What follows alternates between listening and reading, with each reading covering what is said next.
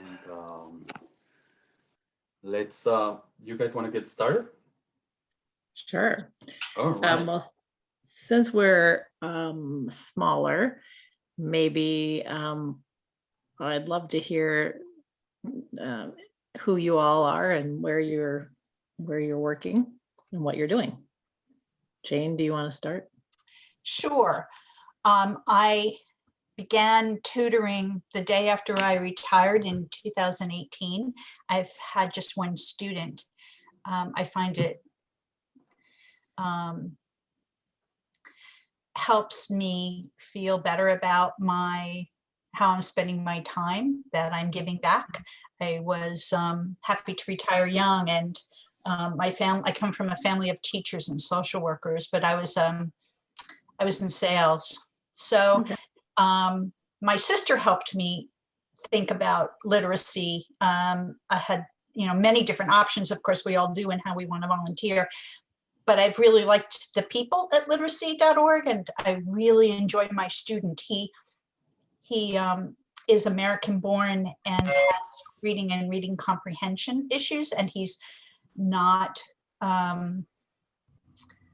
he's making progress, but he's not interested in doing email and things like that. So we're very slowly, coaxing him to have more self-confidence.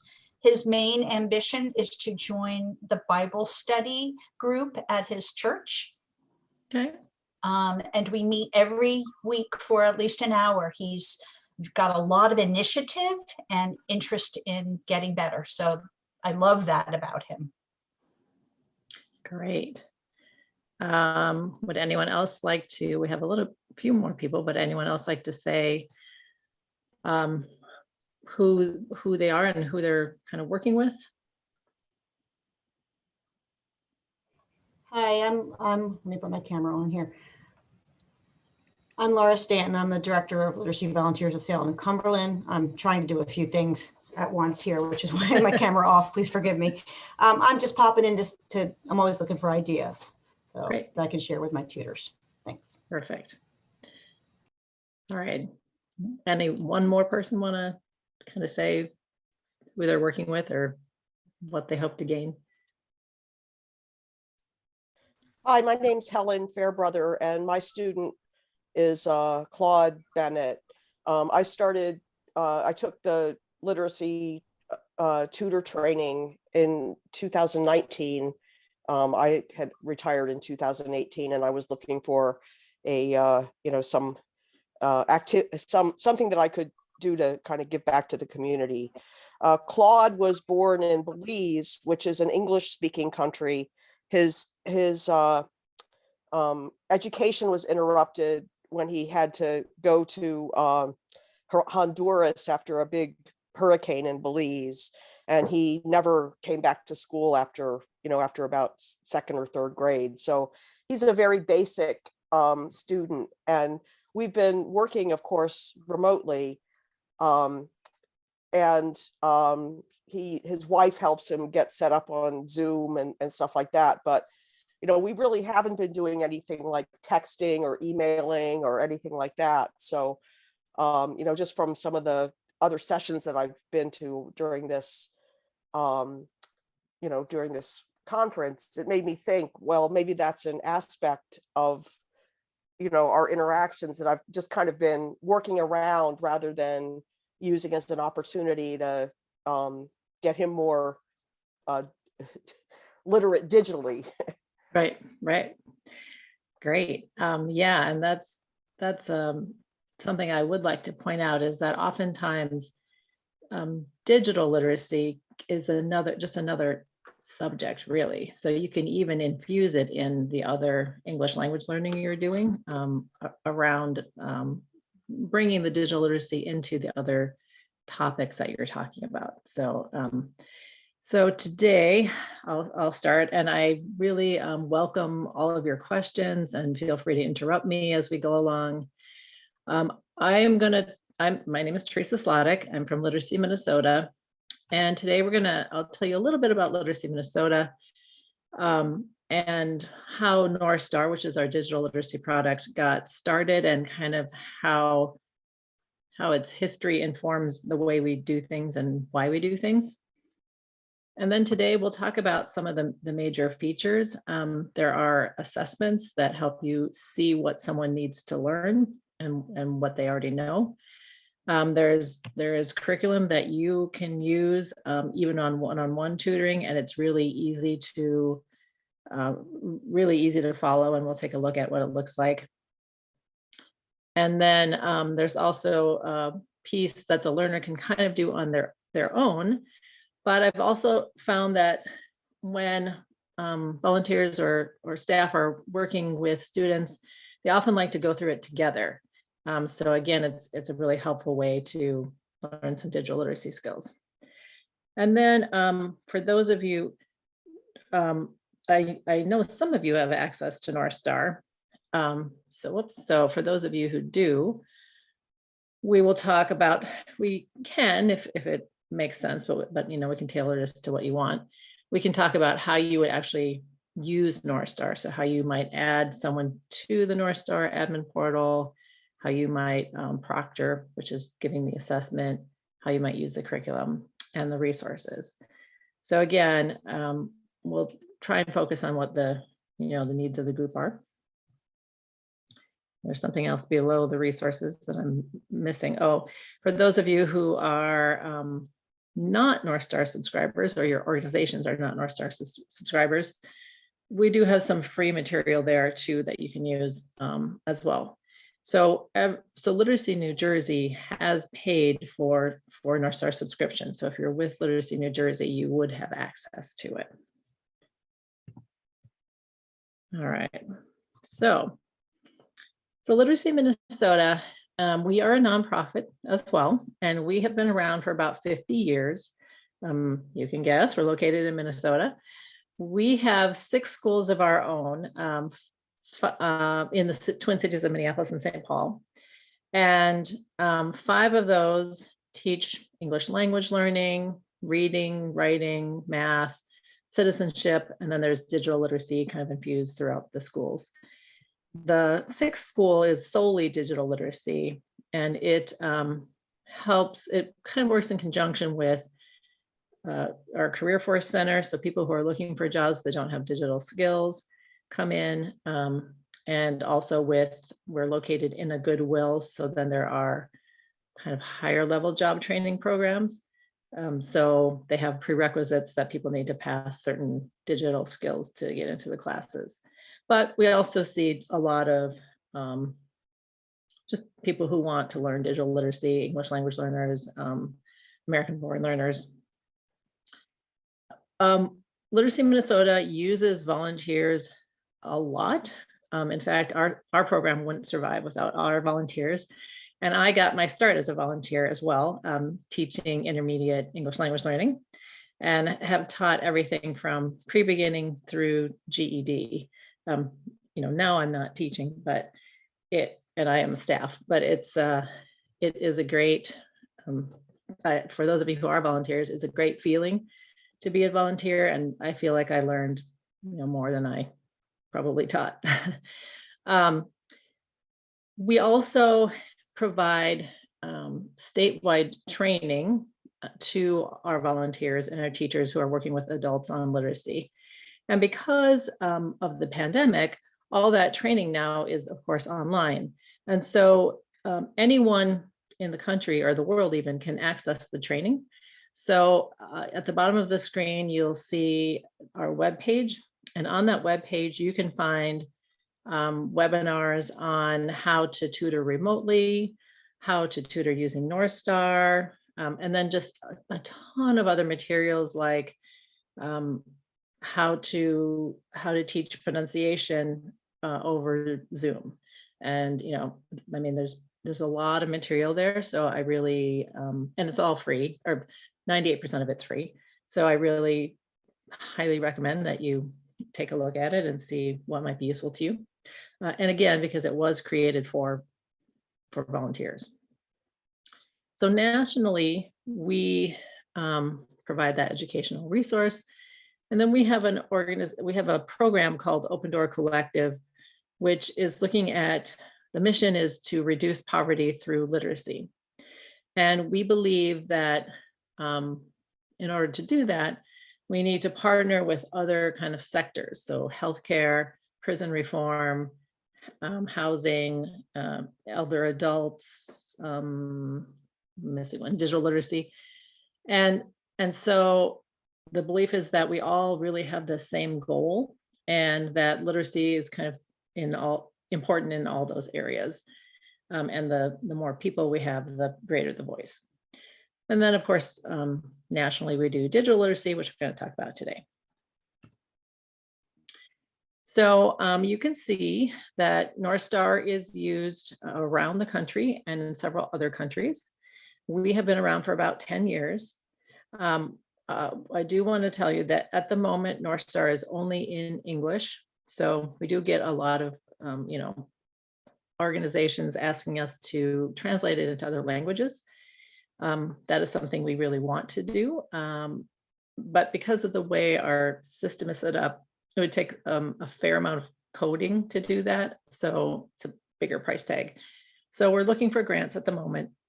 I'm hopeful that we'll find something soon, but just to let you know that as of now, it's all in English. So Northstar got its start when the country was in another recession, and our local library here in St. Paul was seeing a lot of displaced workers coming in who were looking to up their digital skills. And the library thought this was great, and they had computer labs and everything, but they didn't really know what it meant to have kind of competency in basic digital literacy skills. And they're also getting in a lot of people, and they all had varying digital skills. And so they wanted a way to easily separate them out into, very beginner digital literacy learners, kind of people who could do the basics, but not some things, and then more advanced. So they came to us and they said, is this something you can do? Can you create basic digital literacy assessments for this purpose? And we had several experts on staff. We were also connected with other digital literacy experts across the country. And so we thought this fit in well with our mission. So those experts all got together, and they they created focus groups. They looked through the literature. They made sure there was nothing already out there. They talked to learners. And after all that research, they came to these various topics that they felt were important to basic digital literacy learners. So once they identified the topics, for each topic, they created standards. And the standards basically tell you what skills you need to have to be competent in these different topics. And once they created the standards, then they could create the assessments. So the standards tell you what skills you need to have, and the assessments determine whether or not you have them. Because we ourselves work with adults in literacy, we wanted to make this as accessible to our own students as possible. And so we wrote it at kind of the lowest level we felt we could to get the content across, which was what we would call intermediate English language learner level. So if you're familiar with CASAS, it's about a 211, about a 4th grade reading level. We also felt that it would be more accessible if we put it on the web rather than have it be software. So, and when we first created it, everything was, it was free. And we were, really thinking that only the St. Paul Library would use it. And we were very surprised when it quickly got national attention. And partly it was because those experts were, talking about it at conferences and writing about it in papers. Partly it was because it was on the internet and people were finding it, but mostly it was because there was nothing else like it out there, and there still isn't, at this low digital literacy level and lower reading level, English reading level. So when we saw the need, we decided this is something we want to maintain and we want to keep going. And as you all know, the digital landscape is always changing. And so in order to maintain it, we had to really keep on top of it. And at that point, we decided we would provide the subscription model too. So there still is, like I said, the free model, and then you get more with the subscription model, which again, Literacy New Jersey has paid for y'all, for those of you at Literacy New Jersey to have access to. But we did keep the subscription fees low because we know that most of the organizations that buy Northstar are nonprofits. So we now have the types of organizations that use us are adult education programs, community colleges, four-year colleges, businesses, libraries, workforce centers. So it's really nice because we hear from a lot of different areas about how digital literacy is being taught. So I told you about the assessments, and after a few years of our subscribers using us, we were hearing, you know, the assessments are great. Now I know what my learners know and what they need to learn, but I don't have staff who has the time or maybe the background who can develop curricula for digital literacy. Is this something you Northstar can do? And we, Literacy Minnesota has a long history of developing curricula for volunteers and for adult education students. So we thought this, you know, fit really well with what we've done before. And we started developing the instructor-led curricula. But then there, like I said, there's many different types of organizations that use us. And so then we, some said, well, I'm a small library. I only have 2 computers in my lab. I don't have room for a class. I don't have staff to lead a class. Is there something you can do that's more self-directed? And again, we thought this was a great idea. And we created these self-directed online learning modules. There are also reports that allow you to see kind of what's going on. And we won't talk about those too much today unless you really want to. But they help your organization see how you're spending your time and how you're kind of helps inform your instruction. So we currently have 14 assessments, and 2 are new this year. And I should say that as you're using the assessments with your learners, it's really helpful because it can, again, tell you what they know and what they need to learn. So that way you're spending your tutoring time with them on the things that actually they need to learn rather than going over a lot of extra material if they don't need it. With the assessments, you and your learner can choose what assessments you want to take. You don't have to take all 14. You don't have to necessarily take them in any certain order. So if you're working with someone, several of you mentioned email, if you wanted to, if you feel they have some of the basic computer skills and you wanted to start with email, you definitely could do that.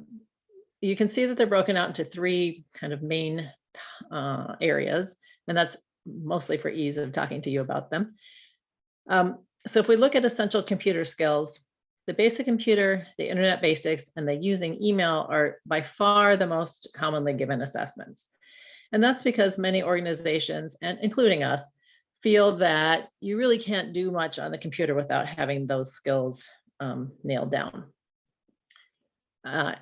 And so, again, that's many organizations will say you need to have these skills before you go on to further distance learning or maybe a different training program or a class.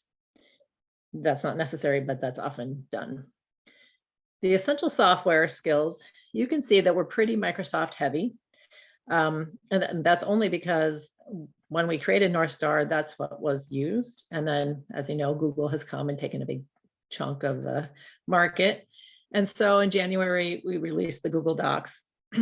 And then the plan is to create Google Sheets, Google Slides, and Google Drive as soon as we get the funding. So one thing to think about as you're working with your students, with your learners, is there's something called digital resiliency.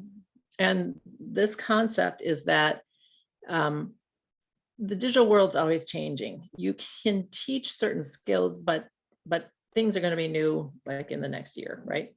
And so what you want to teach people is not only the skills themselves, but the ability to apply those skills and to recognize that, like Word, for example, is similar to Google Docs. So if you know how to do Word, you probably can figure out most things in Google Docs. So one thing teachers will do is they'll go through the Microsoft Word curriculum with their students. And when the students pass the assessment, then they'll have, let's say they did a certain assignment in the Word program. They'll have the student try and figure out how to do it in Google Docs. So they're applying what they've learned, and it's a similar, it would be the exact same project, just in a different program. And that helps the learners realize that they have this knowledge and they have the ability to figure things out. They don't have to be told every single thing. So again, as you're working with it's like decoding language, right? Once you know how the sounds the letters make, you can learn to read even if someone hasn't told you that word. With the using technology in daily life, these are a little bit more advanced skills. And most of them are what they sound like. Social media, you can guess. Information literacy is how to do effective searching. So not necessarily how to search, but how to use how to use search terms so that you get the answer that you're looking for, weed out like the extra non-relevant information, how to determine if a website is quality website or not. The supporting K-12 distance learning, many of your learners probably are parents. And as you know, a lot of kids have been doing remote learning. So this came about because of the pandemic.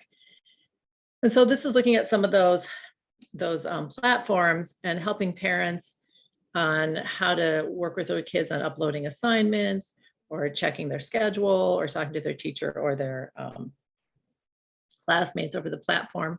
But it can also be used if you have any students who themselves are using distance learning platforms for classes. The career search skills is what it sounds like. And then your digital footprint is the idea that everything you do online, you leave a trace, and you want to be sure that you're leaving the trace that you want to. Now, these assessments are also, we'll talk about this a little bit, but also really great for staff and volunteers. So I myself have learned a lot from taking the assessments. A lot of us have learned digital literacy kind of on our own, and we have gaps in our knowledge. So taking the assessments, I've actually learned many things that have helped me in my own life and my own job. And I've had IT, professionals take them and they don't get 100%. So just to say there's room for growth for all of us. So if you decide to give an assessment to see where your learner is at, you can do this in one of two ways. You can do it it can be done unproctored, which means they just take the assessment, or you can proctor the assessment, which means that you're verifying who they are and that you're watching them take the test, so no one else is helping them and they're not looking at notes or anything. Regardless of whether or not the assessment is proctored or not, you will, the person taking the test will see this results page. And so this results page tells you can see here in the green oval, the percentage that the person has when they took the test. And Northstar says you have to have 85% or higher to pass. If you look in the green column on the left, these are those standards that this person has passed. This is what they know. And if we look at this purple rectangle with the globe and the 1, the globe stands for Internet Basics. So this is an Internet Basics assessment. And 1 stands for the standard 1. Good to know that the standards don't necessarily correlate with the test questions. So the standards might be in several different test questions, or a single test question might have several standards. So these are the actual standards that they've mastered, which is what we want, those skills. And then in the gray, these are the standards that they need to work on. So you can see in this one on Internet Basics, this person needs missed the piece on protecting privacy and using private browser windows. Now, if this person had been added to the Northstar Learner Management System, which is really simple to do, they could then go to the barbell here on the right and click on it and go right to that self-directed online learning piece. So they pass the assessment. They don't need to do the whole module, but it will take them just to that piece that they need to know. And so that's going to save them time and save you time. And again, it's something that you can do together if you want, either if you're in person or if you're remote. But that really pinpoints for each learner what they need to know.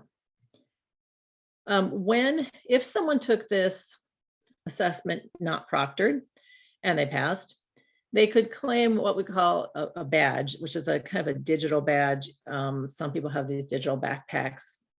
Your learners may not. And it would say that it was unproctored. But if the assessment was proctored, they could claim a badge that said it was proctored, but they could also have you print out or email them a certificate, most likely print out and give it to them. And the certificates we have found to be very beneficial to your learners. So when we first created the certificates, we were thinking, this is going to be helpful for people looking for jobs. And I have heard from many, many sites how their learners have gotten jobs because they have these certificates. And so especially if you have learners who maybe haven't had a job in the United States, or who haven't been working for a long time, or who maybe are moving from more of a kind of a heavier physical job to more of a digital environment. Having the certificates really helps them because it gives people something to put on their resume and gives them something to talk about in an interview. And it's an objective view of their skills, right? So they're not going in saying, oh, I'm really good at Word. They're saying I've passed this assessment and I have the certificate. So it's not really just their word. They have this objective piece of paper or something to talk about. And I have heard many people who have gotten jobs because of that. Like I said, one man went to his local library, wanted to learn Excel, and he learned it, passed the assessment, and then he took the certificate to his boss and he got a promotion because now he could do more in the workplace. When we created these, what we didn't expect, and which is actually way more powerful, is how much confidence it gives our learners. So if you can imagine someone who's not comfortable, like you said, using email or using Zoom or using a mouse, the computers are very daunting. People are afraid of using them. They're afraid of breaking them. They're afraid of wiping everything off. So having this proof, again, this objective proof that they know what they're doing, gives them a lot of confidence. And adults tend to be very hard on themselves. So again, this is a way for them to see that, yes, I'm applying what I'm applying time and effort into learning, and I'm seeing a change in what I know. And, for many of you, as you know, learning English or getting your GED, these are really or learning to read long-term goals. And it's hard to sometimes see progress. Here, Northstar is a pretty short win. And so people are seeing that they have the agency to learn and that they can learn. And so it's often then transferred into persistence of the other longer term goals. So one story that I always like is a prison system which housed male prisoners had a GED class. And most of the people in the class were younger men. And they didn't really see the value in studying. They didn't really want to do it. There wasn't a lot of enthusiasm. Coincidentally, they introduced Northstar at the same time. And a lot of the guys thought they had great digital skills because they all had phones, all had smartphones. And but as you may know, you can't do everything on a smartphone that you can do on a laptop or a computer or Chromebook. So they didn't pass. And so they luckily took this as a challenge, and they started, going through the curriculum and having the teachers help them. And then they ultimately passed the assessments. But what the teachers saw was that they carried that idea that they could spend the time and learn back into the GED program. So they had much more confidence in themselves, much more willing to persist in kind of the barriers that they were facing, the educational barriers. So it was just a really great story. The certificates you can give out one certificate that lists all the assessments, but most learners love to have a single certificate for every assessment they pass. Again, it's a piece of pride. So I've had people who I've worked with who they'll, give me high fives when they get a certificate. They'll start crying in joy when they pass something. People will frame their certificates and put them on their walls. One woman, she passed internet basics and she put it on her fridge to show her teenagers that she knew what she was doing, which I thought was great. This man who ended up passing all the certificates, once he passed social media, put them up on Facebook, and then he's like, I got likes for my certificate. So it was like just a really great reinforcement. So Dale is one of our students, and kind of a typical story that we often see. He passed all the assessments, and you can see he's holding many of them there. But he had worked as an auto mechanic his whole life, and just got to the point where he physically couldn't do it anymore. And he wanted to stay in the field and go into like auto supply store. But didn't have the digital skills to do it. So he came to us, he learned the digital skills, and he ended up getting a job at Napa Auto Parts. So he met his goal. So it was a great story. So why would you use the assessments? Many organizations, and we also recommend this as a best practice, will again give a pre-assessment and then determine what the learner needs, provide that instruction, and then give a post-assessment, same test, so that the learner can see the progress they've made. And so that lets you then determine what instruction you need to work on. The other kind of one I want to mention there is that it can really help prepare your own teaching staff. So if you're going to be teaching someone digital skills, it's great for you to take the assessment and see what areas you might need to beef up on before working with your student. And many organizations actually require their teaching staff to take the assessments for the courses they're going to teach, or the topics they're going to teach, to make sure that they can pass them. And if not, provide the instruction to do so. Any questions about the assessments or how you might use them with your learners?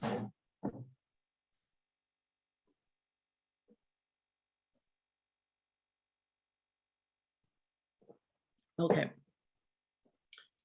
So, so if you've given an assessment and you realize that someone needs to work on some skills, then we have this instructor-led curricula. And again, it can be used for one-on-one tutoring. It can be used remotely. I should also say that the assessments can be proctored remotely quite easily.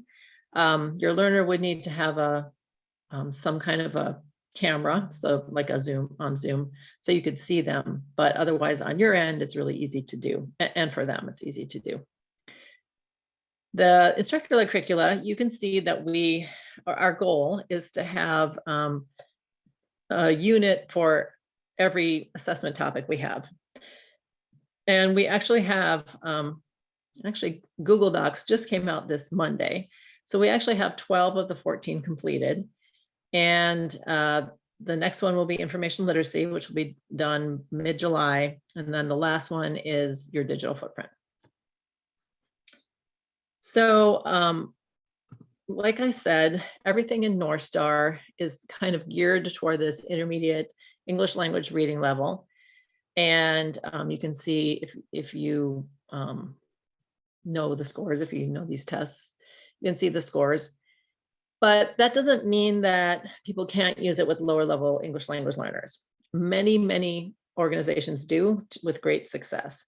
So what it requires is just a little going slower, maybe practicing some of the vocabulary around the lesson first. You might decide that the assessment itself is too difficult for your learner.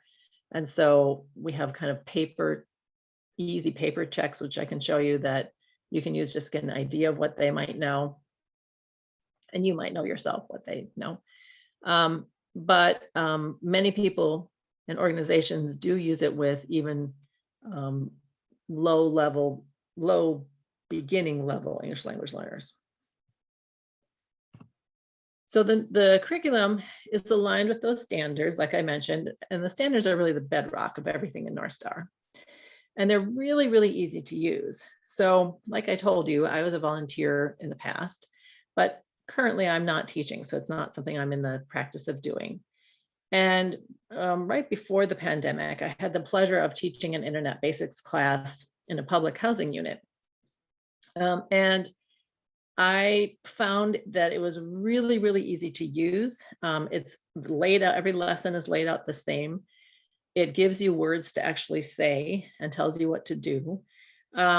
It maybe took 15 minutes of prep time for each lesson. And that was mostly because I was in person and I had to make copies.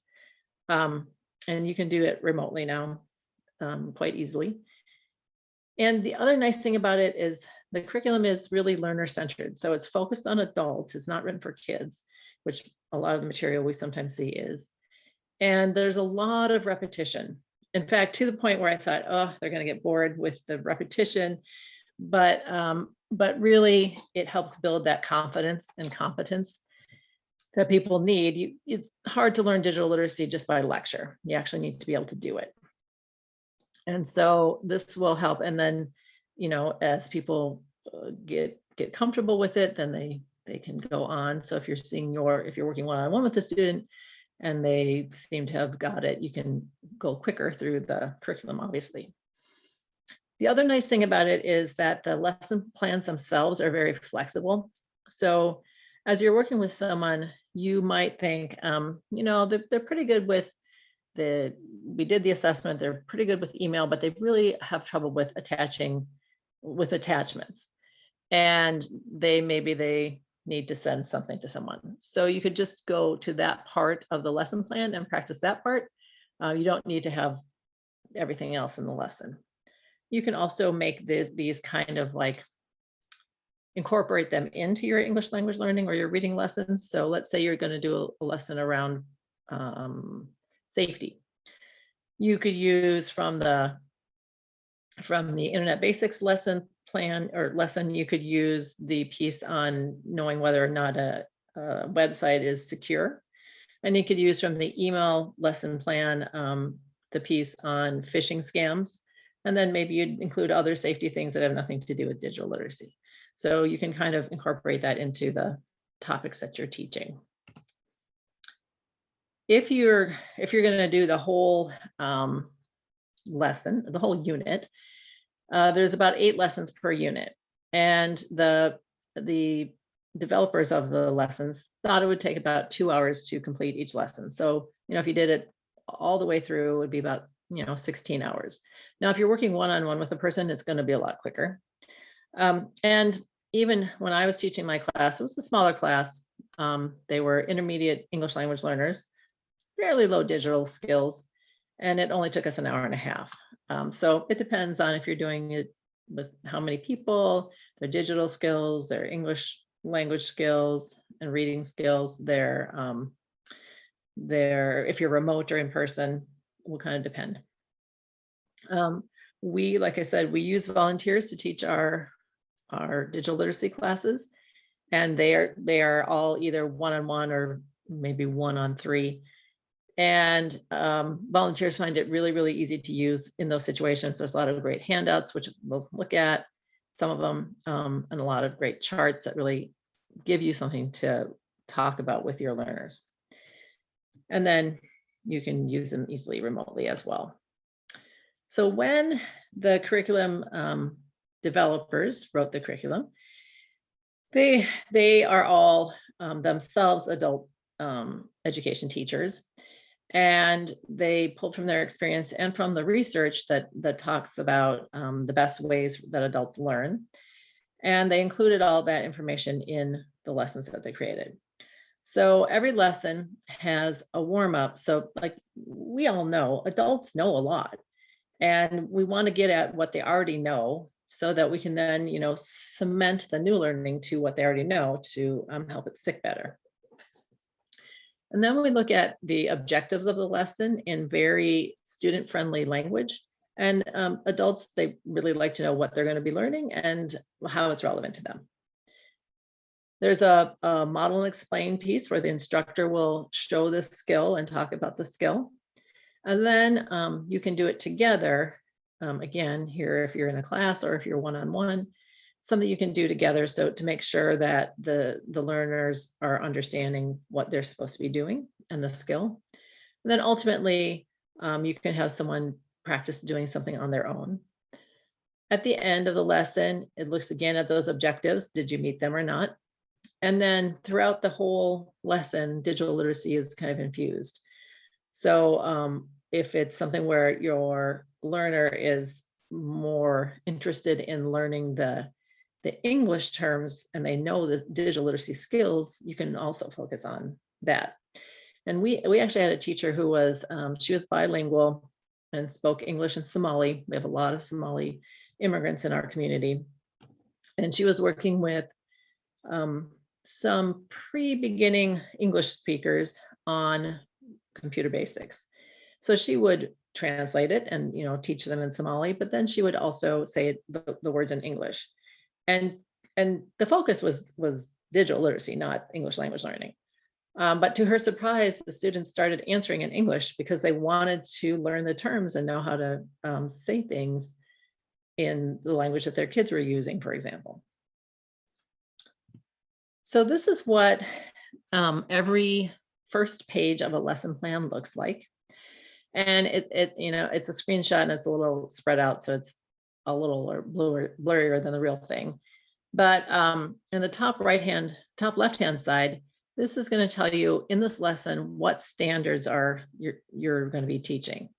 And so for every topic, for every unit, it will have what's called a scope and sequence, which tells you what standards are in the unit and what lesson each standard is in. So again, if you want to talk about phishing scams in email, you can say, oh, that standard is in lesson 6, so that's what lesson I'll look at.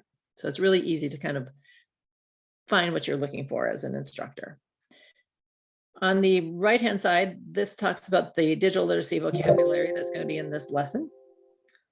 And in the middle, these are the objectives that is written more for instructors, but it also gives you any teaching tips that you need to know. So for example, on this one, they're looking at windows on the internet that don't track history. And in some browsers, it's called the private window, and some it's called an incognito window. So just so you know that as an instructor, as you're working with your student.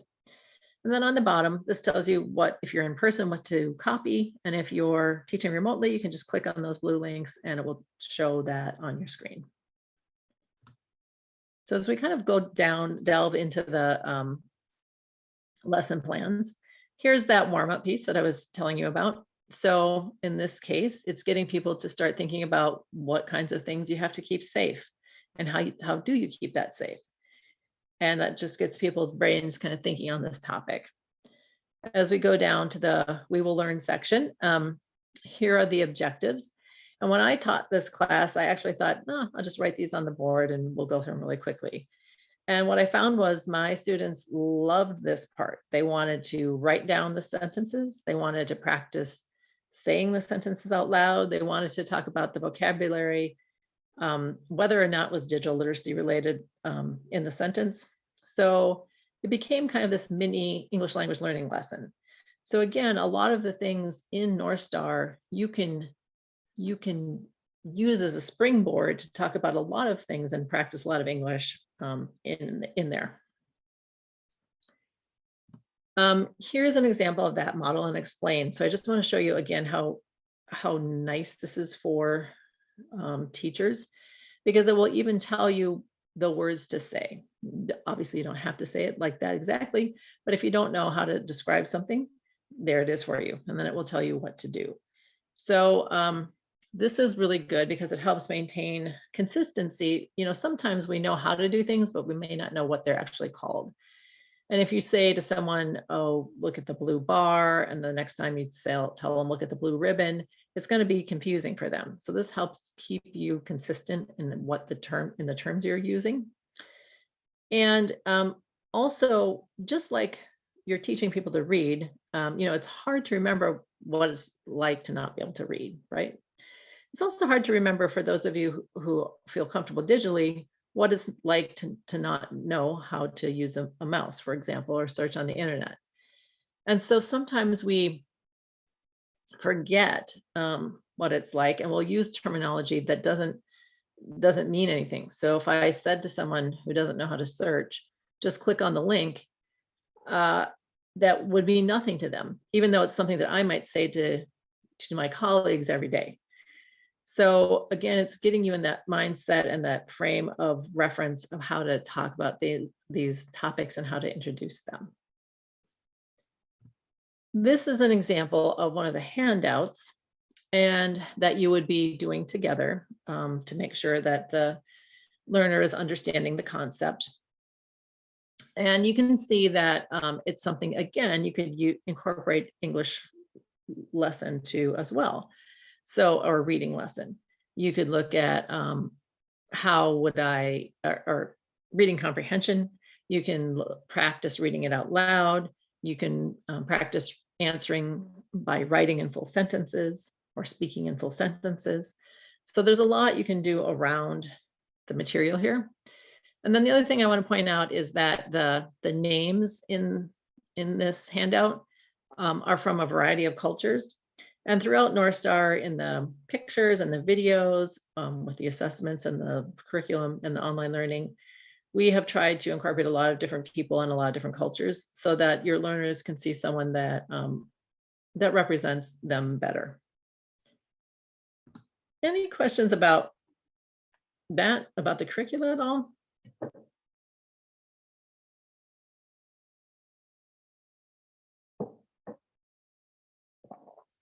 Okay. Jane, did you have a question? Well, it's actually a pretty basic question. This looks really great, but my student doesn't have a computer. I'll have to check with the library to see if the library is still lending computers, but the study rooms are closed. And so I'm feeling sad that until we all do in-person learning and I can use the library's resources, I'm going to have to delay beginning this process. How do you work with your student right now? We are on the phone because he won't do Zoom. And so because his emphasis is, his goal is to be able to join Bible study group, I have my Old Testament and he has his Old Testament, and we read the Bible for an hour a week. And it's not an easy book to read, as you may know. And he does very well because that's where his interest lies.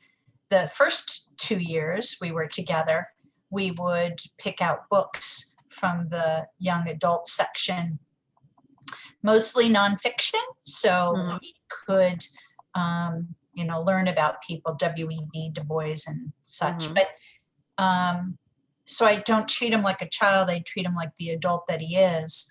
But we're very limited because we're not looking at each other, but we had a year and a half, 2 years of meeting every week together. There's a familiarity. He's a little bit guarded, so I'm not nosy.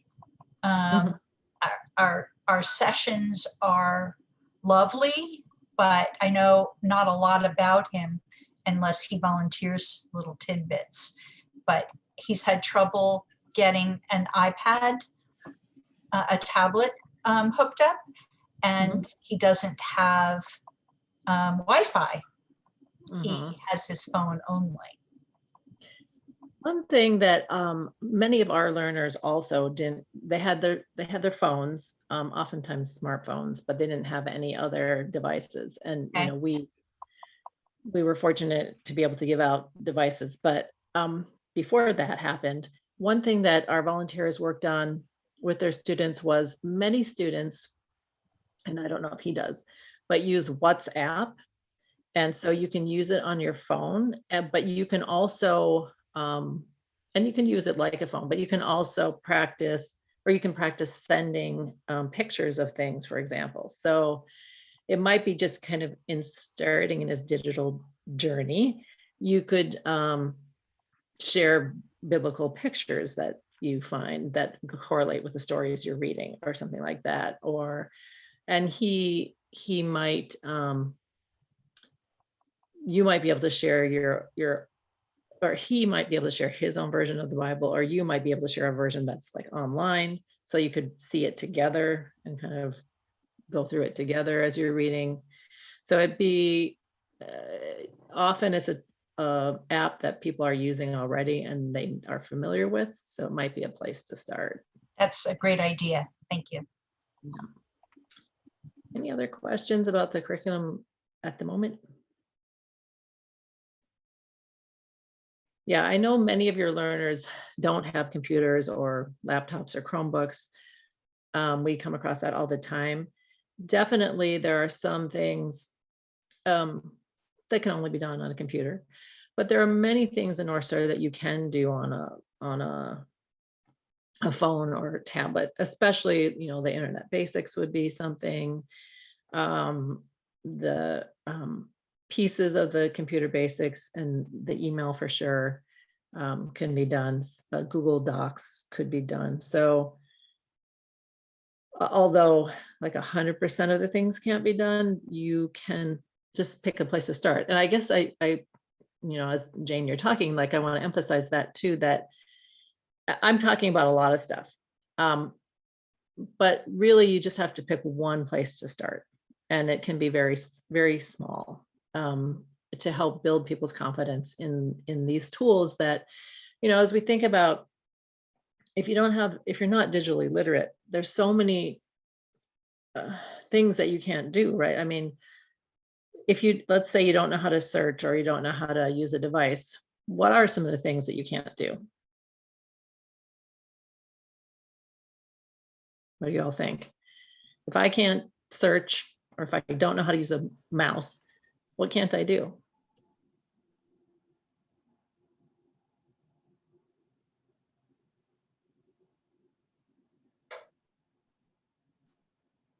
You can think of something, I'm sure.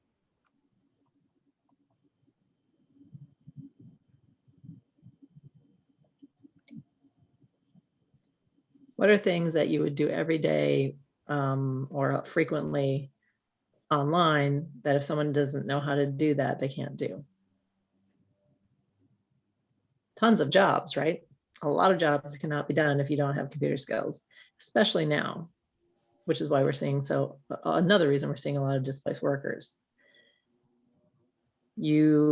Education is very difficult, as you're seeing right now in this pandemic.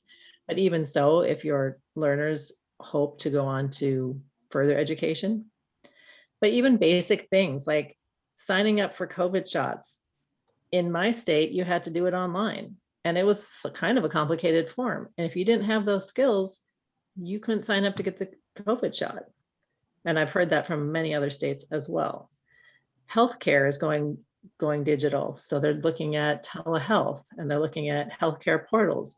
And again, if you don't have those skills, and oftentimes it's an equity issue where people of color are disproportionately affected. And so it's not only a digital literacy gap, but it's a racial equity gap. So the more you can help your students gain these skills, the better equipped they're going to be in this society. You can't do online banking if you don't have the skills. So that means it's going to take you a lot more time. and you're going to have to find transportation to go to the bank. You can't do online shopping. So then people had to go to stores when maybe they were being exposed to COVID. Or, so I mean, there's a lot of things that if you don't have those skills, you are being left behind. My student wanted help in getting financial help paying his rent. And I sent him the link to New Jersey's help, and he asked for the phone number. So he didn't even follow the hyperlink. Mm-hmm. I had to go to the site for him and pull up the phone number, and I had to urge him to make the phone call because people are using the hyperlinks potentially, and the fund could run dry. But so I know we're dealing with a very elementary, he's very much a basic computer learner. Mm-hmm. And he's 42. Mm-hmm. So that tells me a lot about how we can help him get a better job once he's computer literate. Mm-hmm. Right. And so many government forms and applications are now online. So a lot of the services that our learners do need, that's how you primarily access them. So it is a service if you can help people become more digitally literate to them in many, many ways. Of course, it's something that, the person has also have to buy into, but I next want to show you some of the self-directed online learning. And I'll show you what it looks like. And again, this is something that if your learner was equipped enough, they could do this on their own if they had internet access. And if you're looking at it on a phone, like let's say through WhatsApp, you could share your screen, or the pictures at least of each one with them. So I'm going to show you what it looks like so you understand it better, and then we'll kind of go from there. So you'll see a picture of a laptop, you'll see some words above it, and then you'll hear a woman reading it. It takes a little second. If you look closely at the outside of a computer, you will see buttons and many small holes. These holes are usually called ports. Each port has a specific shape for different uses and different types of plugs. So you can see that she reads very slowly and clearly. You can replay the audio as many times as you want. You can turn off the audio if you want. This lets all types of learners, whatever their strengths are, use the self-directed online learning. Many volunteers and instructors will even just like show one screen in a lesson, for example, this one, and then they'll spend the time, okay, do you understand? Let's practice reading this. Do you understand what the words mean? Show me what the different ports are, or just point to a port, or if you're online and they can use the mouse, point to it or describe it or something like that. So you don't have to do a ton at a time if you don't want, if you feel your learner's not ready, but it's just a way again to introduce the topic and incorporate other skills as well. So the way the self-directed online learning works is there'll be an instructional piece and then a practice piece. Because like I said, with digital literacy, you really need to practice it to learn it. So I'm going to click the next button and then you'll see that practice piece. Here is a flash drive that you can plug into a computer. Click on the port that matches it. So then I would click here and I'm told I'm correct. If I had clicked on the headphone jack, it would tell me that that's what that was, and to look again. And so the way the self-directed online learning is set up is there'll be this instructional piece and this practice piece for a couple of the standards, several of these. And then you'll have a little quiz. And the quiz will tell you you're ready to go on in the lesson, or you should go back and review these things. And then at the end of the lesson, you'll have another little quiz, and it will tell you you're ready to take the assessment or go back and review X, Y, and Z. So again, it's very tailored to each learner and what they need. Even since you have access to Northstar, this is even something that you can use for yourself. So if you feel like my learners maybe aren't ready for Northstar, but I could prepare myself so that I can talk about this easier, or even just help myself in my own life, you can go through it too. And each self-directed online learning module on average takes 90 minutes. You know, if you're going slide by slide really slowly, it's going to obviously take longer. But again, it's just if you went to the email module and you wanted to practice that together, it's just another thing that you can do together with your learners. So in order to access the self-directed online learning, you will have to add your learner to the Northstar Learner Management system, which is really, really easy. You just need their first name, their last name, and an email address. And now they may not have an email address because some of them don't know how to use email. It's something that you can make up for them. It doesn't have to be something they actually access. It's just a way for the system to recognize them. So, and you can always get, I'm sure, help from your coordinators in doing this if it's something that you want to do. If a learner is in the learner management system, they are able to see their progress themselves if they, and you can help them see this as well. But so this is what your learner would see. Just have to get there. So what they would, you can see that they will be able to see all of the assessments. And, you know, maybe you do one assessment and then you work on the email like we're talking about. And then maybe 6 months later, you decide, hey, let's try the internet basics.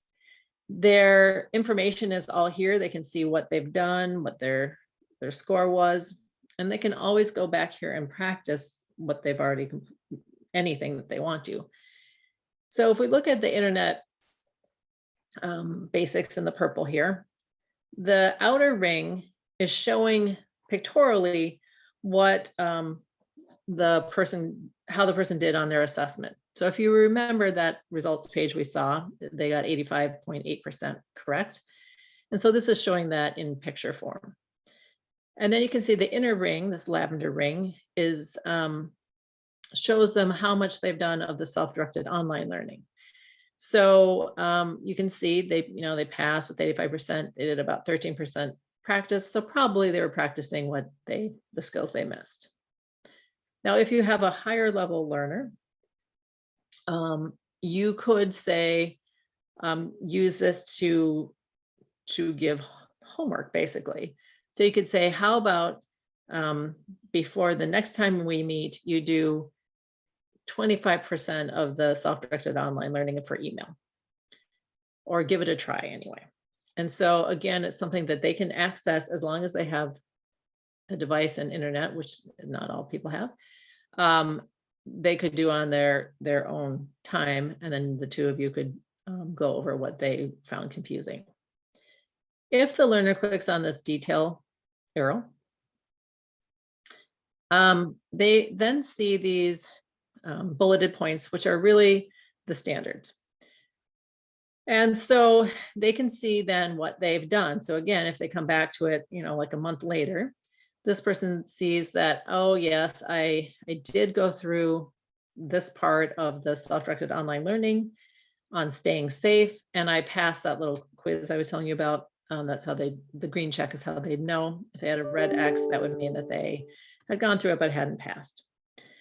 So, but they can always go back and practice the entire module here if they want to, or any specific things. So they might say, I know I passed the perform internet search using clear parameters, but I kind of forgot how to do that, so I want to practice that again.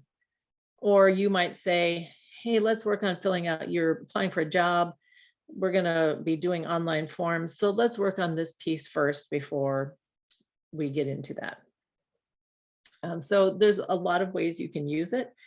And again, if you yourselves become familiar with the standards that are in there, as you're just going through your lessons, you might find things that are helpful to teach you and your learner.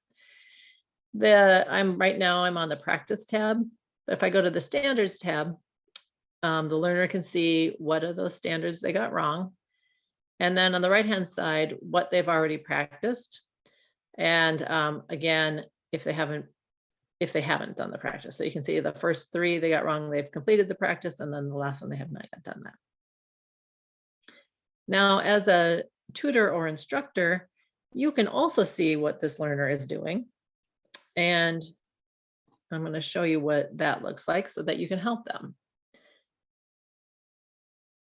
So this will show what your learner is doing. And here under the term module, you can see these pictures. And if you put your cursor over them, it will tell you what assessment or what topic this is for. And under best score, this tells you if they took one of the assessments, the score they got, and how many times they tried to take it. It's really easy to quickly visually see, because if they've passed the assessment, it's in green, and if they haven't, it's in yellow. Under here, under the practice lessons, that's the self-directed online learning. And so you can see what percentage of that module they've completed. And then if they've earned, like I said, those electronic badges, if that's important to them, may not be to your learners. This would tell you, if you hover over it, it will tell you if it was proctored or not. And then here's where you could print out that certificate for them or email it for them if that was appropriate. If we click on the little I, it's going to show you what standards they've missed. And again, it's going to tell you over here what part of the self-directed online learning they practiced or not practiced. If we go down to if we keep going down, it tells us what they passed. And at the bottom, it will tell you what the day and time they took the assessment, if you're trying to remember that, if it was proctored or not. But if you click on this I here, this is the more important part, it will tell you how they did on this assessment. So one, it will tell you how long it took them to take it. Normally it takes about 15 to 20 minutes for an assessment. If a person has low reading skills or low digital skills, it might take half an hour. If they're pretty savvy, it will only take a few minutes. But if you're seeing someone get, let's say, a 20% on the assessment and it's only taking them 5 minutes, it's indicating that, either they didn't understand and they just clicked randomly, or they didn't really care and they went through it really quickly. So it's going to give you some information. And as you scroll down, again, you'll see what standards they've mastered, which ones they need to practice, but also which questions they've missed. So let's say they're having difficulty passing an assessment, and you can go down here and see what questions they've missed and click on them. And then it will show you, like in this one, it's asking you, should you validate your payment information? Is this a phishing scam or not, which it is. I'm not telling you to teach to the test, but this lets you know something about this is confusing your learner. So maybe they aren't understanding the actual wording on the email that's being sent, or maybe they don't really know the difference between true and false. And so again, it just provides that little extra information so you can build in that support for wherever they're needing it.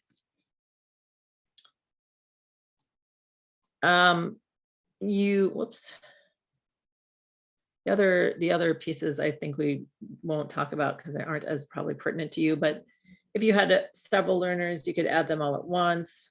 And then if you want to see if your learner is working They might be doing the self-directed online learning with you, and you would know that time. But if you are curious if they're doing it at home, you could see how much time they're spending on it at home or away from the time you're together.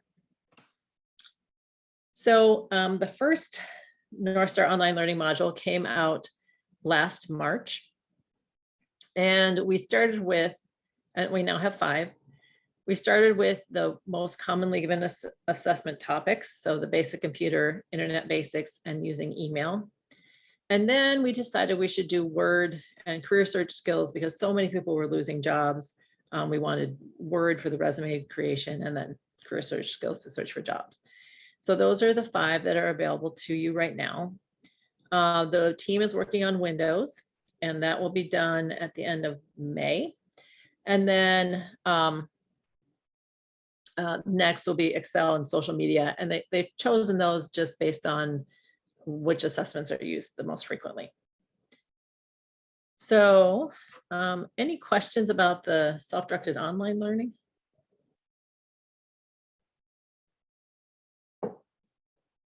Okay.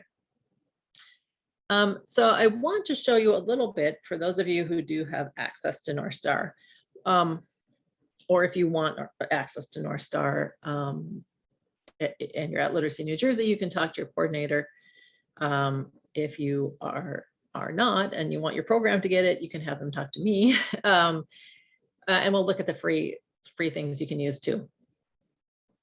But if you what Northstar calls anyone who accesses the admin portal, they call them proctors, whether you're proctoring or not.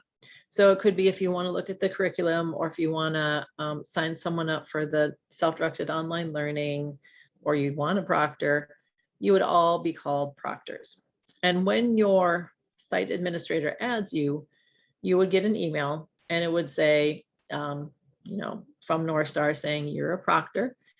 And you go through a 15-minute training video on how to use things. And then you create a password and you're given what's called a proctor pin. So you have your own kind of code. And at that point, then you have access to the admin portal. And in that portal, which we'll look at, you can see there's a learners tab, an assessments tab, reports, and location information and resources. Today, we're mostly going to look at some of the things that you might do if you were to start using the Northstar admin portal.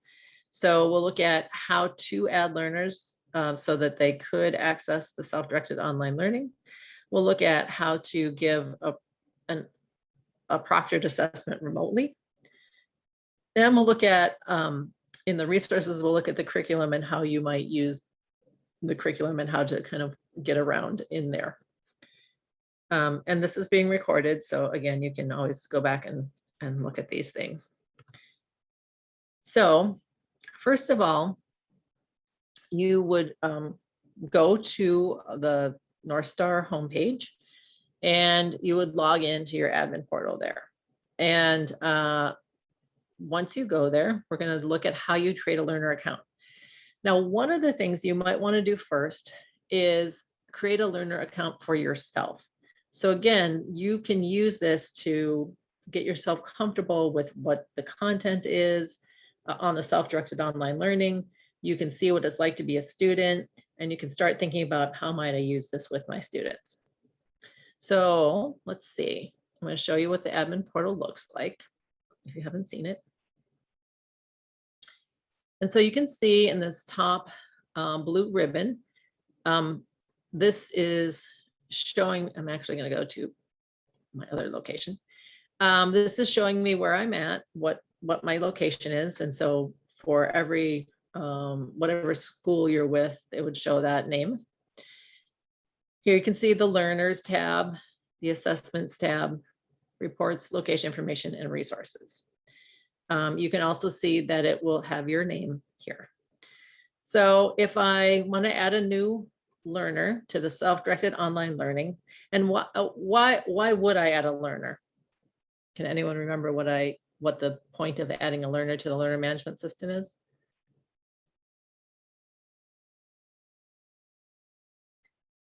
Why would I want to do that? So you can give them certificates once. So you can give certificates even if they're not in the learner management system. But in order for them to use that self-directed online learning, they have to be added as learners. So the reason you would add a learner, the biggest reason you would add a learner would be so that they could look at that self-directed online learning.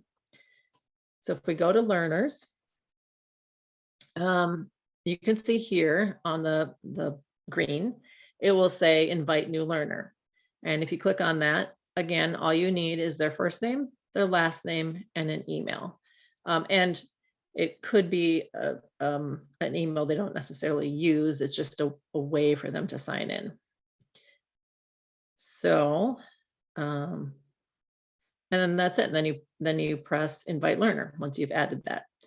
What happens then is they will get an email, and it looks like this.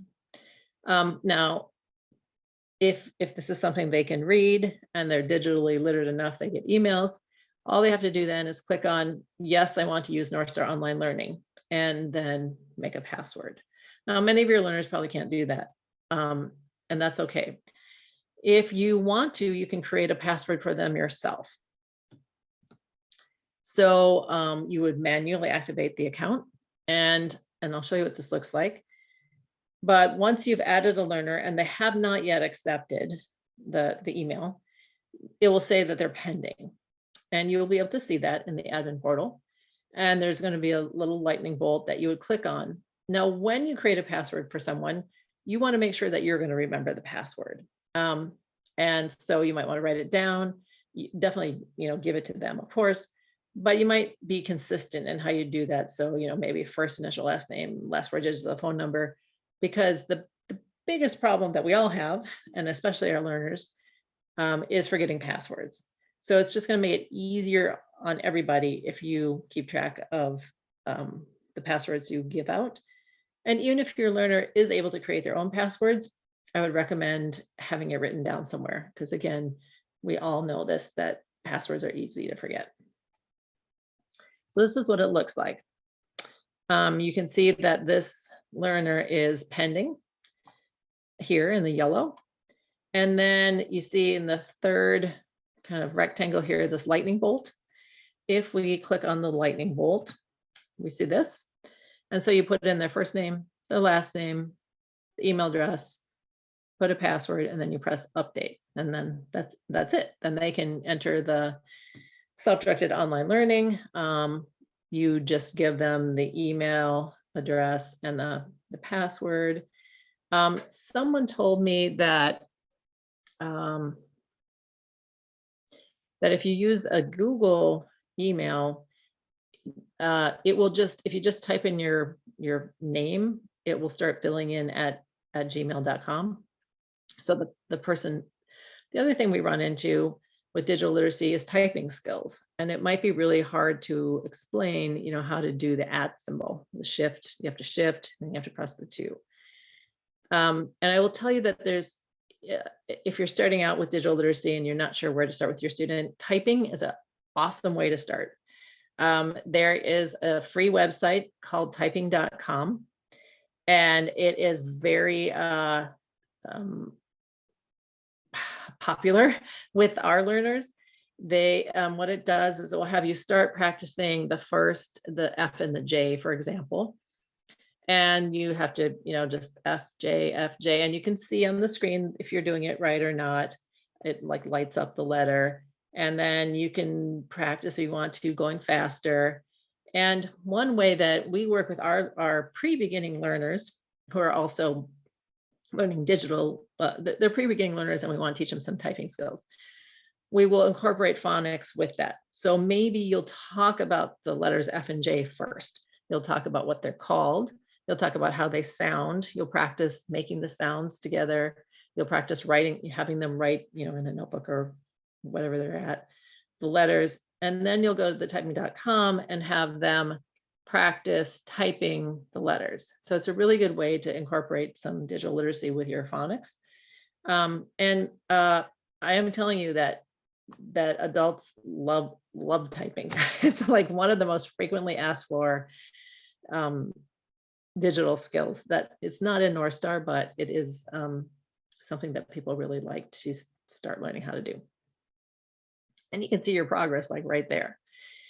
So that was my little aside for typing.com.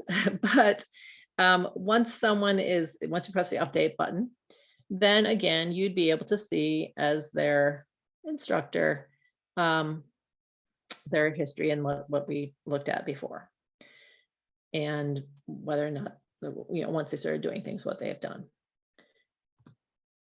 So I highly recommend, if you have access to Northstar and you haven't, just to go through that quick proctor training or to get access as a proctor, and just so you can start exploring what's in there. I mean, it's being provided to you at least for a year. I would use it. It's free to you. So just see what's in there and what you might find valuable. And then I would also create a learner account for yourself. So you would create it the same way that I just showed you. And the way you can access it from your admin portal is once you've created that learner account, you can see here, if you go to your name. So right now I'm in the admin portal. I'm looking at it as a volunteer or staff. If I go to my name and click on that drop down arrow, I just go to the Northstar Online Learning. And then I'm Theresa Sladek, the learner. So I can see what learners see, and that is important, so that you can talk to learners about it. And I can also do my own studying here too. If I want to go back to Theresa as the instructor, again, I click that down arrow and I go to my admin portal. And now it's giving me choices of my testing locations, but you would only have one. So that's how you add a learner, and the reason again why you would add a learner is because then they could access that self-directed online learning, which I showed you. So let's say you decide you want to give an assessment to your learner. You can, well, let me go over here. There's a couple of different ways that a learner can take an assessment. And so one of the ways is, and it would be always through the Northstar homepage. So I'll show you what that looks like. So if they were in that learner management system, they could put in their username and their password, and then it would come up as them. But if you decided that you weren't using that, they could always just enter it and click take an assessment. So I'm going to kind of show you these, what they look like. So this is our homepage. It's digitalliteracyassessment.org. And this is also where all the free information is. So you can see here where it says my name, I'm logged in, but let's say I'm not. It's going to say log in, and on mine it really wants me to log in. But if I'm just someone who I haven't yet been added as a learner, and you just want to see, where I am in certain skills, you could direct me to click on take an assessment. And then, or if you're doing this in person, and then here, your location will have a 4-digit code, and the person can put that code in, and then they can press go. And I'm not sure if this is mine or not. See, no, I don't remember our codes. And then it would be assigned to your location so that you could see their information. Another way they could do it is to log in. And then you can see, well, they would be a learner, so they would be logging in and then they'd be taking the assessment. I'm kind of confusing the system here a little bit. But here you can see, here's my location pin right here, the XXMM. So that would be for everyone who's using this location would use that location pin. You can also, here we are in our admin portal, and you can see here this long address. You can give that to them. And if you do, it will tell the system that they're at your site. So here's the name of your site over here where it says demo. Now, if you wanted to proctor this, all they would have to do is click the join proctor mode. And then you can see it says waiting for proctor response. And then you let them in to the remote proctoring. I'm gonna cancel that. But so if you are working with the learner and you say, hey, let's do this assessment at 2 o'clock, and you're talking over Zoom, let's say, they can come here and this is where they would join the proctor mode. Now, as a proctor, all you need to do. Oh, and so we talked about why do you proctor assessments, and that's where you get the certificates. If you proctor is when you can get the certificates. And you can do it in person or remotely. So a little bit, I guess, a background on remote proctoring is in your admin portal, there are resources that tell you how to do this. So pretty much everything in Northstar, there's written material on. And if we go there, to the resources up here on the top, you will see this Northstar manual. And if we click on view manual, and actually a shortcut is this info on remote proctoring right here in the green ribbon. And you can see it's going to tell you how to do the remote proctoring. There's a best practices for remote proctoring document. There's a remote test taker checklist. So it really walks you through it. And it's easier than even I'm like it's sounding. So to give you an example of what you do now, to take an assessment and to have it fully work 100%, the person would need a computer, a laptop, or a Chromebook. People do take them on phones and on tablets. There's just a few questions they can't do because it's like a drag and drop. And so you just will learn that they can't do those and you just have them skip over it. They would need some kind of webcam. So if they are able to do Zoom, you could see them. Talk to them however you normally talk to them. So if it's over the phone, if they can use the microphone in your Zoom platform, and then you might have to teach them how to mute the microphone, just because you probably don't want to hear the whole entire assessment as they're listening to it.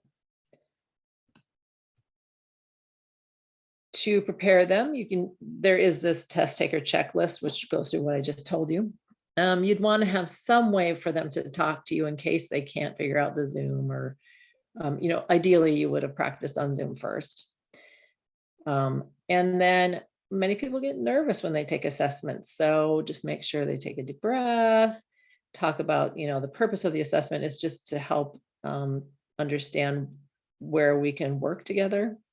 And, like you can do this. I know you are learning, and it's just a way for us to see what else you might want to learn.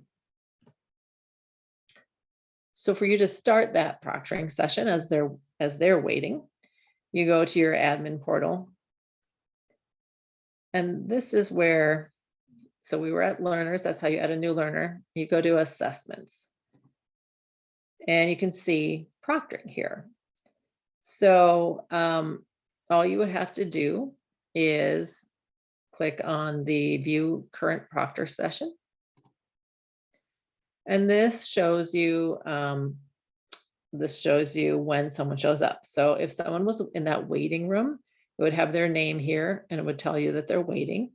And it would give you an option to let them join or not. So, if like some random person you didn't know was there for some reason, you won't have to let them in. That doesn't usually happen. But so then you say yes, and then the two of you are seeing each other, and then they can take the assessment. So it's really easy. And then once you're done, you just end the proctor mode. That way, you're watching them take the assessment, you're making sure they're not cheating, and then if they pass, they can get a certificate. So a lot of times people will just, if they are just trying to figure out what someone needs to know, they'll just have them do the assessment without being proctored. And when then they feel that they're ready to pass it, they will proctor it so they can get that certificate. Any questions about that? Doing that, or why you would proctor? So as you're proctoring, you would read, there's this testing code of conduct, or you could say it, and it basically says that the person's not going to cheat and that they are who they are. You check their ID, you look, have them show you with their camera that there's no one else in the room, and then you start the assessment. So there are many teaching resources in the admin portal for you to teach. So if you want to use that curriculum and you want to do it right now remotely, there's a lot of help for you. So I'm kind of switching gears now into talking about the instructor-led curriculum. So you can look at just tips for remote teaching in general. So not even Northstar. And then there's a sample plan for the first meeting you have. So when you're meeting with someone for the first time, you really want to spend most of the time going over how to use, let's say we're in Zoom, how to use Zoom. So how to mute and unmute, how to stop your video, how to start it, how to make the screen bigger, whatever things you are working on. And just spend some time so you and the person feel comfortable. Now, if you yourself haven't taught using a remote platform very much, I would encourage you to practice with a fellow family member or a fellow teacher or a coordinator, so you feel comfortable too, because the more comfortable you feel, then that's going to be transmitted to the learner. And then there are also, we've made these remote learning pages that you can easily share on your screen with your learner. So that curriculum and those resources you can find again in our friendly admin portal, where you'll find everything Northstar. And if we go here to the right-hand column, in the middle, you'll see the Northstar curriculum. So let's take a little journey into the curriculum. I told you about that teacher guide. And so if we go there, this is going to tell you how to use the curriculum. So if you have questions about, why should you teach it, or what do you need to teach? What level is this for? These are some kind of questions that are often asked. How can I use the self-directed online learning with the instructor-led learning? There's just a lot of answers here for you that will guide you through that if you want that much detail. Here, if we go to the Northstar tips for remote teaching, you can see it will tell you, okay, this is how you want to set up things. So here are some certain platforms that you could use. Here it does talk about WhatsApp if that's what you want to use. Like we were talking about before. It talks about the things you want to practice with yourself, so that you know how to share your computer screen, you know how to chat in the chat box, you know how to operate the webcam, all these different things. And then it kind of gives you some best practices for how to tell people about the meeting. And some things to practice with your learners. And again, what you're going to need for the remote instruction. So tons of information in here. You don't have to read it all, but if you have questions, the answer is there. And then in the sample agenda for the first virtual class, you can see this is kind of more of a checklist. So if you like checklists, you can go and say, okay, did I do everything that I need to do so that I'm prepared? And so it just gives you some more support in teaching remotely. So let's look at one of the curriculums, and let's look at email, since a couple of you talked about that. So if you remember, I said that for each unit, there is something called a scope and sequence. And that is going to tell you what this unit is all about. So I would recommend starting there. And if we click on scope and sequence for email, you can see that it's going to tell you what skills are going to be practiced. And again, what the standards are. So you can see that standard 1 is define email and identify common email clients. And then standard 4 is log into email. So you can see maybe these are things that we really want to practice. And again, I don't have to do the entire lesson plan, but I really want my person to know how to open and reply to an email. And you see that standard 6. And so then you go over here in the lesson outline and standards addressed, and you look for standard 6, and you see it's in lesson 4.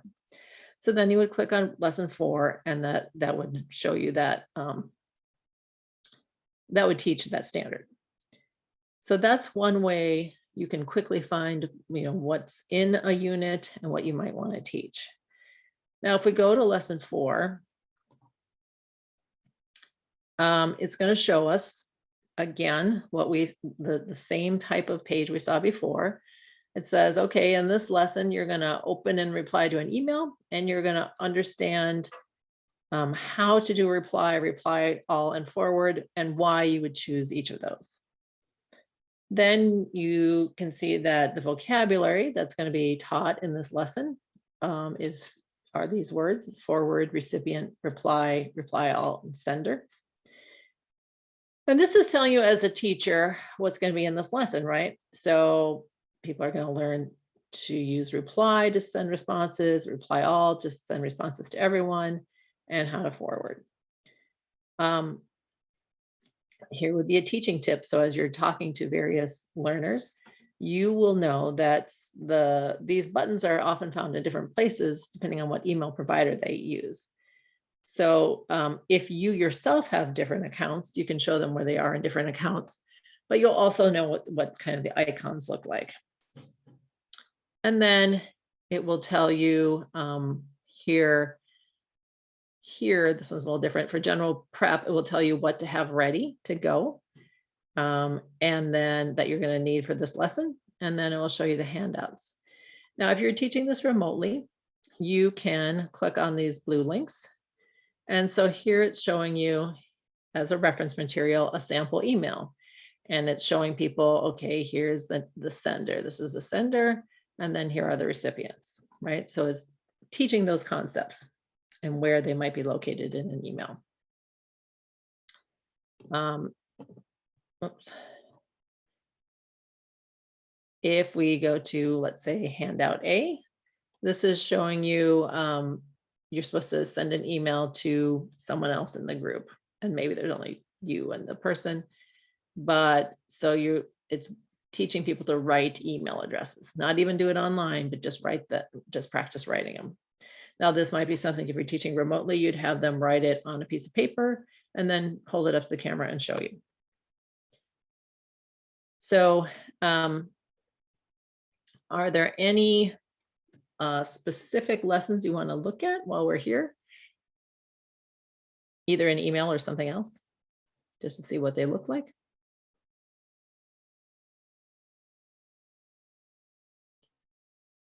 One other thing you can do is you can see here under using email in all of them, the last bullet point is this remote learning resources page.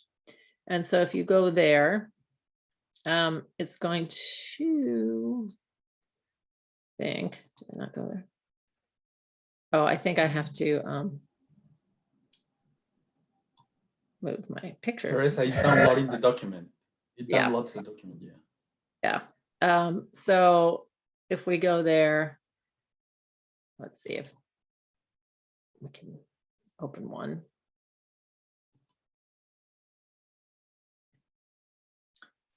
this is, so then here you'd have this written for your learners. So this is the remote learning resources page. This isn't the entire lesson plan, but it's what you're going to show learners. So you're going to show them, okay, these are the vocabulary words we're going to work on. This is what we're going to, these are those warm-up questions. And so we're going to talk about these.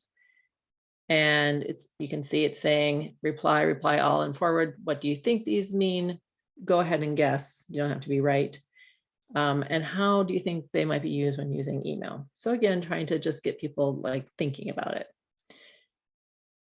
Then you can tell them today we're going to learn to and go through these objectives with them. And again, make sure they understand what's being said, and you can practice writing it. They can practice reading it.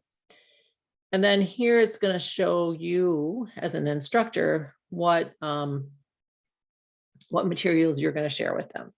So you will have in the lesson plan, which I'll show you in a second, you'll have the words and the teacher prep and all that, but this is just the screen sharing that you're doing. So the way that when I teach remotely, I will print out the actual lesson plan and have it next to me so I can see it, or I'll have a second screen often so I can see it. And then I'm only showing my learners the information that's important for them to see.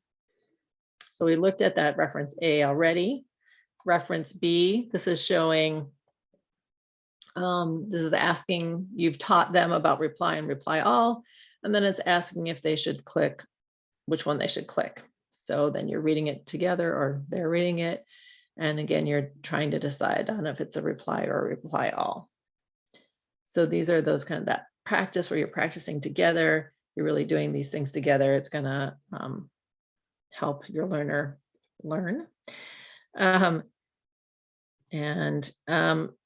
Then, but when you're looking at that lesson on the teacher handout, the teacher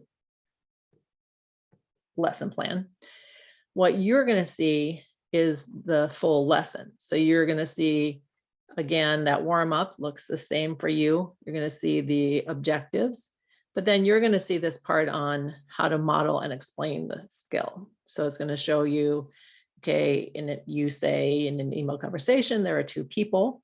The first person is the sender. The sender sends the first email. The second person is the recipient, and the recipient receives the email.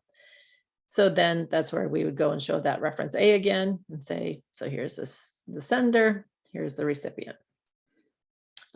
So again, you have extra information and you're explaining these things to them.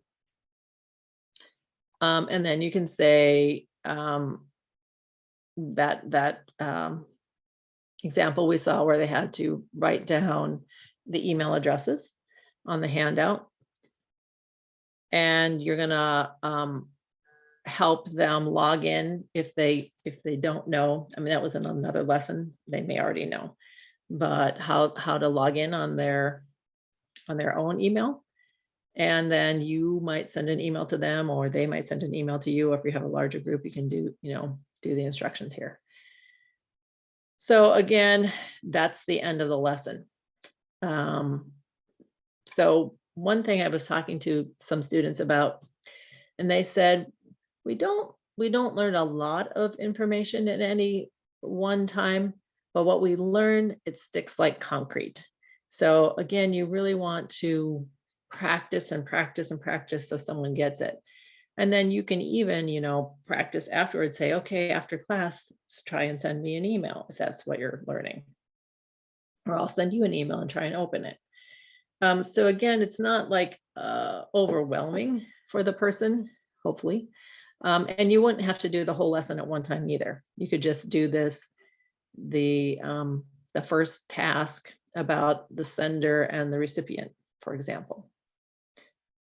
So that's the really nice thing about the curriculum, is that it's really easy to use. It teaches you as an instructor how to talk about these skills, and whether or not you're just trying to email someone an assignment that you want them to do, like a completely unrelated to digital literacy assignment, you can have this be a precursor to doing that.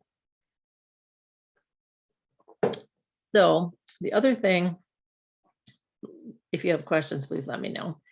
But the last thing I want to show you is in that admin portal, you do have access to all these resources.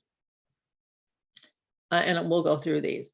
We also provide a free webinar every month that goes through kind of getting started with Northstar. So some of these things that I've talked about already, how to add a learner, how to do remote proctoring, how to do curriculum. So if you want refreshers, you can come to the live webinar. I guess it's remote, but and also on our webpage, which I'll show you, that information has been recorded and you can just watch it on your own time. So here you'll see, we talked about this Northstar manual. If you go into view manual, everything you would really ever want to do in the admin portal is here. So it's kind of giving you an overview. It's telling you how to proctor. If you forgot how to print a certificate, it will tell you here. It tells you how to do the self-directed online learning. It gives you a dictionary, those codes of conduct that I was talking about, and then using the curriculum. And it's nice because it gives you nice screenshots. So you can, for me, that's really helpful to follow along with what's happening. And the information is pretty clear and pretty concise. You can also go to our FAQ. So these are the questions we often get from people. And so you can see, here's the questions on assessments, questions on the Northstar online learning, the curriculum. So anything that you might have a question here is a good place to start with. Here, this Northstar online learning really just kind of tells you about it. But the quick start guide is, again, how to get started, some of the tasks that you're going to be doing right away.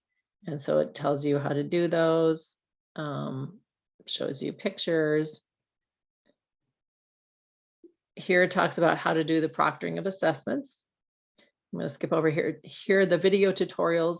These are if you would rather watch in video, they're like 1 to 3 minutes, and they'll show you these topics. Take a little bit to load, but how to set up a proctored assessment, how to claim a badge. So again, they'll show you screenshots and they go pretty slowly through it, and it's a really quick video. And then here's the curriculum that we talked about. Here are some other resources. Here's where you would find all the standards, those codes of conduct we talked about. Here are some advertising materials, but here are those screeners I told you about. So let's say you don't feel your person can take the assessments online. You can ask them, to, if you're in person, point to things, tell you how to do things if you're remotely, to see just kind of what they know and what they understand. And then lastly, if you have a question, if you have a question, you can go to this create support ticket, and that will, say, have you checked these things? I still need help. And then you can send us basically an email, and then our team will get it.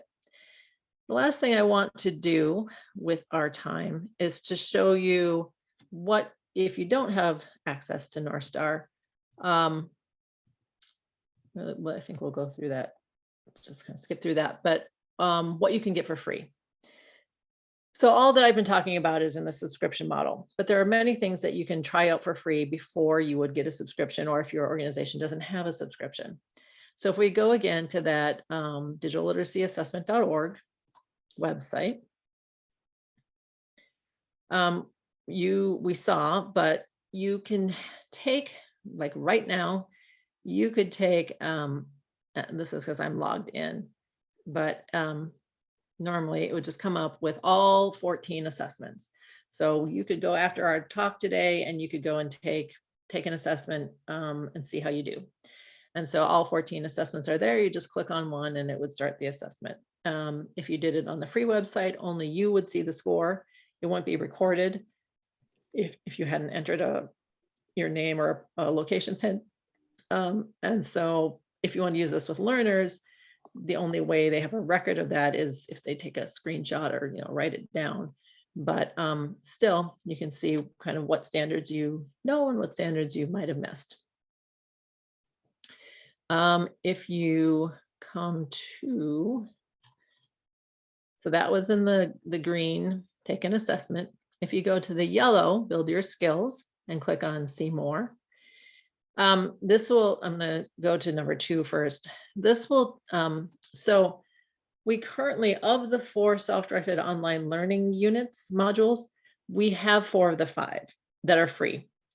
And initially we weren't going to have any that were going to be free, but because of the pandemic, we just felt that it was really the right thing to do to make them available for free. I don't know how long that will last. I would say definitely through probably July, but for now they're all free. The basic difference between the subscription and the free model is that on the free model you can't like stop and start. You have to go through the whole module at once. Otherwise, if you stop, you have to go back to the beginning. But other than that, same content. So again, if you don't have access to this through a subscription, but you want to use it with a learner, you can come to this free website and use it. The other piece that you have available to you is you can come here up in this kind of green, some people see it as yellow, with this green ribbon here where it says info on remote proctoring. And that first bullet point is we do have one of the curriculum units that's available for free, and that's the supporting your K-12 distance learning. So if you have parents of kids who are trying to do remote learning, or you have your own learners who are trying to do remote learning, you can download that curriculum and use it with them. So that's what's on the free website. And again, I would encourage you all to try the assessments and just see how you do, and maybe what, even if you're not going to use it with a learner at first, where how you can like beef up your own skills, if that's of interest. What questions or thoughts do you have?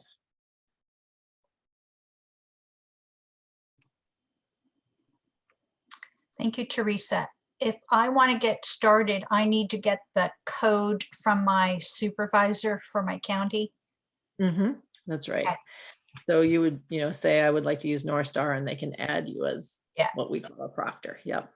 Great. This is really helpful. It's a lot like when I was working a internal educational course we had to take. So I'm familiar with the format, and it's looks terrific. Good. And for those of you who maybe don't have access, maybe your program hasn't purchased Northstar, or you are a director and want to. So Northstar is the subscription model is an annual subscription, and it's for a single school, it's $500 a year. If you are have multiple schools like we do, we have 6. Anything up to 6 would be $1,200 a year. And then if you're a statewide system, then we talk about kind of custom pricing. But it's not overly expensive. We try and keep the prices down. And then we talked about the free model, free version versus the subscription version. So just so you can see that kind of side by side. In the free version, you can take all 14 assessments.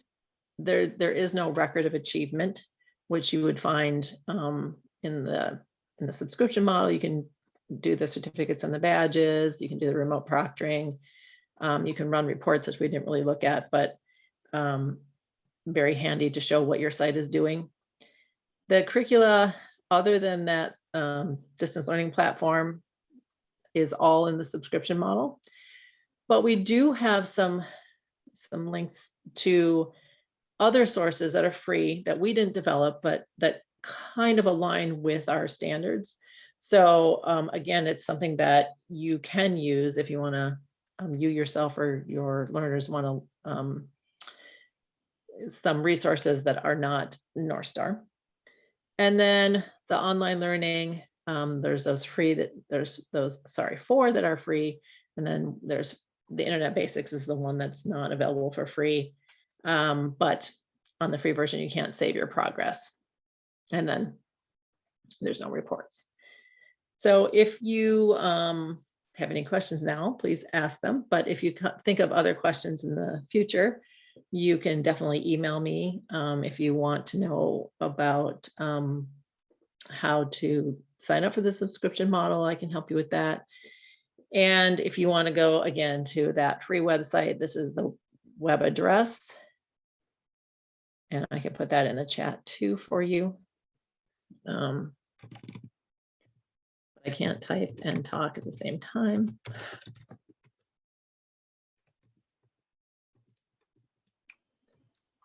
So just adding that. If you want to click on it. Any other questions or thoughts?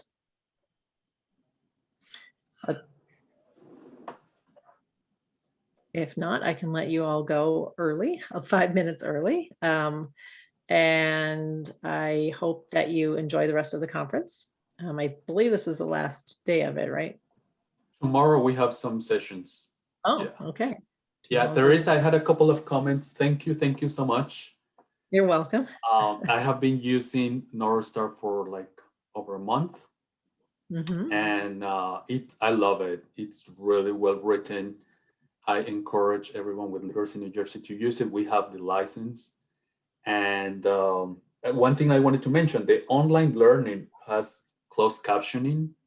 So if my students love it because sometimes it's hard to understand the words and you can actually Mhm. have the text right next to it. So that helps during the assessments and during anything. So I like it a lot. I love the tool. If anyone here, I'm with Union County, but if anyone in New Jersey wants to see how we're doing the classes, I'm doing it old school. I create a PowerPoint with copying and pasting the guide that you provide, and that flows well with me.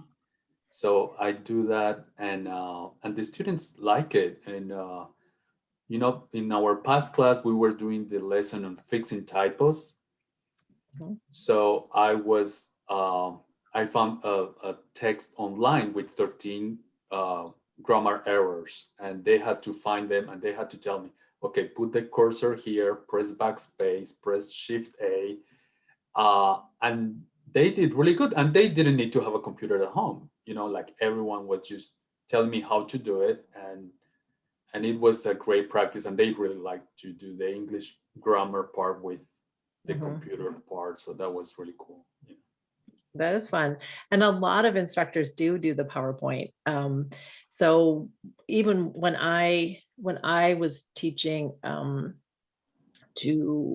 to intermediate level learners, I felt that they remotely, I wasn't sure that they would know, you know, a lot of times people from other parts of the world don't have Western style types of learning.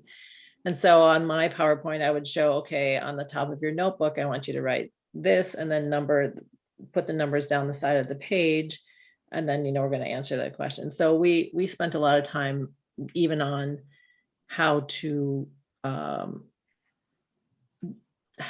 set up the homework page kind of. And that's where I use the PowerPoint to show that. And most of again, my learners are Somali, so some of them have never really had formal education. So it's again that back piece that that learners might need. But I have heard many instructors do use the PowerPoint.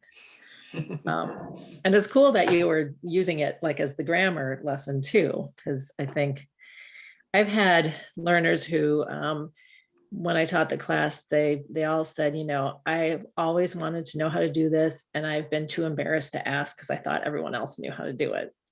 And so they were, you know, I had one woman who, I'm in Minnesota, and I was teaching in public housing, so not a lot of extra cash that people had. And she flew to Florida to visit family. And she came back on a 2 a.m. flight. We had a 6 p.m. class. And she came to class, and I'm like, I'm so glad you came. You must be really tired. I really appreciate you coming. And she said, well, I could have come back tomorrow at a normal time for half the price, but I didn't want to miss the class. And I'm like, oh. And then I thought, I better make this a great class.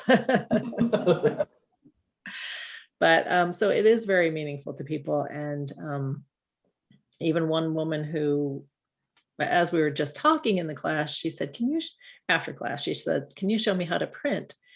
Which is something in her job she always had someone else do for her.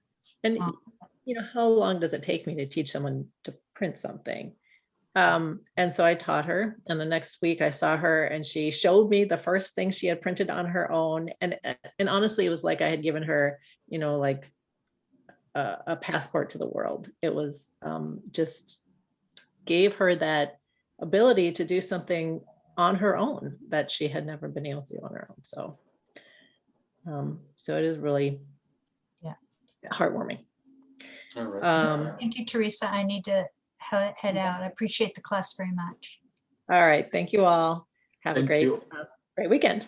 Bye. All right. I wanted to remind everyone, I think to please fill out the evaluation forms. All right. So thank you so much. Thank you, Theresa. I have one question for you. Yeah. And it's about how to report the time that the students spend on the software. And I haven't been able to do that. Yeah. So if you, let me show you.